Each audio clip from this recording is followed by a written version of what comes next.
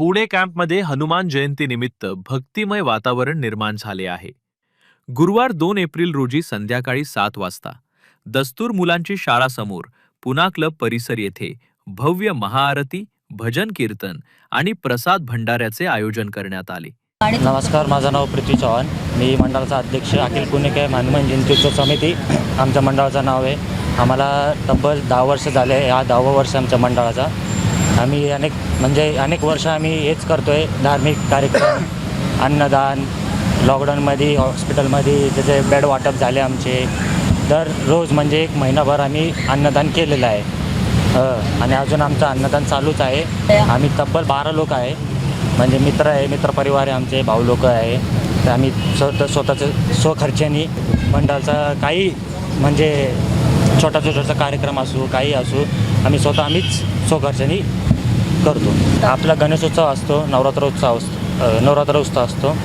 ते आपली मिरवणूक वगैरे असते. पण हनुमान जयंती आपले पुणे कॅम्प भागातमध्ये ही आपली एक सार्वजनिक एक हनुमान जयंती. असं बघायला गेलं तर आपले प्राचीनकाली हनुमान मंदिर आहे आणि पेशवेकालीन पण हनुमान मंदिर आहे. पण अशी सार्वजनिक हनुमान जयंती आपला एकच आहे, हा मंडळ आहे तो करतो.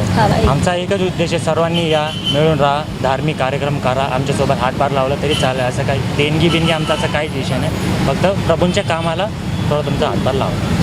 हनुमंतरायाला हेच चरणी त्यांची हीच प्रार्थना आहे की सर्वांना सुखसुखीत द्यावं आणि आरोग्य त्यांचं नीट राहावे. हे त्यांची चरणी, श्रीरामाच्या चरणी प्रार्थना करतो. सर्व धर्म समभावमध्ये सगळे एकत्रित येऊन या ज्या जयंती आपण जे करतात याला सगळे धर्मांनी पण अनेक लोकांनी येऊन ह्याला सहभागी करावा असं मी सगळ्यांना विनंती करतो. आणि आमची जी जयंती आम्ही दरवेळेस करतो याला चांगल्या मार्गाला पोरांना लावायचा आमचा असा उद्देश आहे.